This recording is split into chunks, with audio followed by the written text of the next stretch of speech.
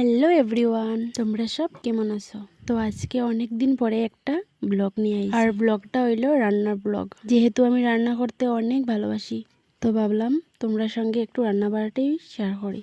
তো আজকে আসলো বুট আর আমরা আসলাম বাসাতে।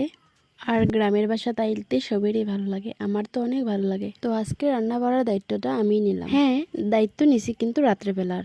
মা আর বৌমনিরে একটু রেস্ট দিলাম। রান্না বাড়া করতে আমার অনেক ভালো লাগে, কিন্তু আমি একদম টাইম পাই না।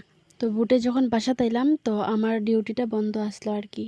তো ভাবলাম যে রাত্রেবেলা রান্নাটা আমি প্রথমে বানাইলাম ছোট মাছের করুয়া, তারপরে বানানি হইল খারিশ মাছ দিয়া চচ্চড়ি, আর বানানি হয়েছিল চিকেন। হ্যাঁ, কিন্তু আমি একলা না, সঙ্গে আমার বৌমনিও আমার অনেক হেল্প করছেন।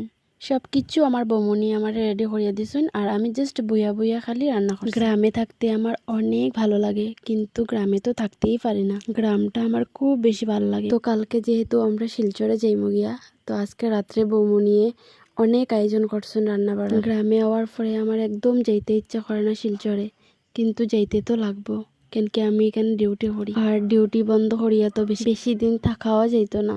রান্না করতে আমার খুব বেশি ভাল লাগে, তার লাগিয়া আমি রান্নার ভিডিওগুলোই বেশি আপলোড করি। দেখো আমার চিকেন রান্না কমপ্লিট।